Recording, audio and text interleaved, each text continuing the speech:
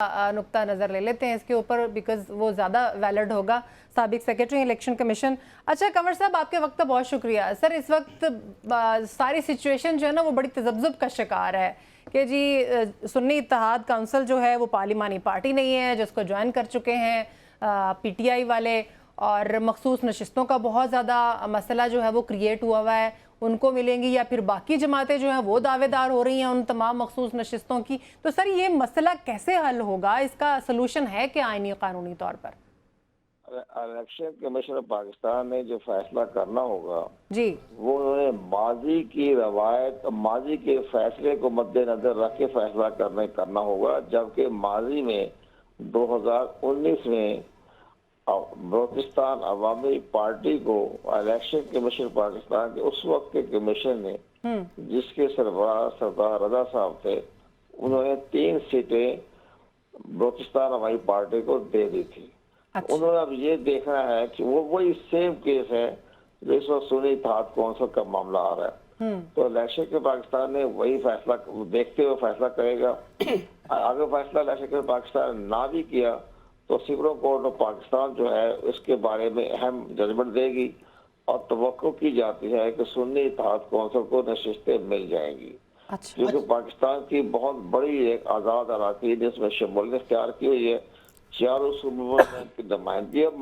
हम किसी के फेवर नहीं कर रहे, हमें तो ये देखना है कि इलेक्शन कमीशन हो, सुप्रीम कोर्ट हो, हाई कोर्ट, वो हमेशा माजी के अपने ही फैसलों की रोशनी फैसले करती है।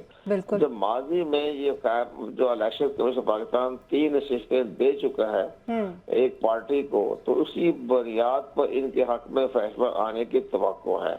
अगर ये फैसला के हक में तवक्को नहीं आता तो बस सुप्रीम कोर्ट ऑफ पाकिस्तान में केस जाएगा। अब ये बाकी ये कहना कि ये पार्टी जो है पार्लिमानी पार्टी नहीं रही, आइन और कानून में इसका जिक्र नहीं है।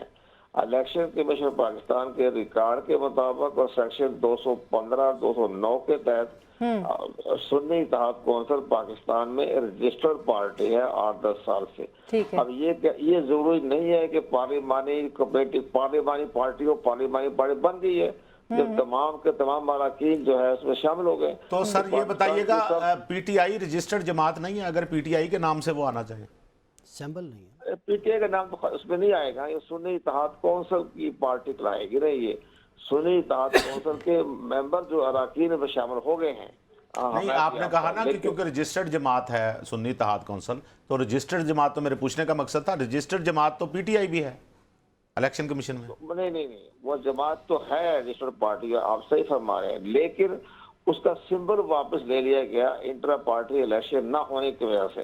तो वो सेक्शन 215 के तहत वापस ले लिया। लेकिन जो सुन्नी इत्तेहाद कौंसिल है उसके पास तो बाकायदा इंतखाबी निशान भी उसके पास अलॉट किया हुआ है, और वो पार्टी रजिस्टर्ड के लिहाज से भी है, वो इंतखाबी निशान की हामिल भी है। और वो उसका जबकि तहरीक इंसाफ अपने इंतखाबी निशान से महरूम हो गई। इन हालात को देखते हुए ये जमात जो है बाकायदा एक सियासी जमात है, सियासी पार्टी है, और ये आइन में कानून में नहीं लिखा कि जनाब कोई पार्लिमानी पार्टी होगी तो उसमें ख्वातीन के नशिस्तों का फैसला होगा। ये आइन और कानून में इसका जिक्र नहीं है।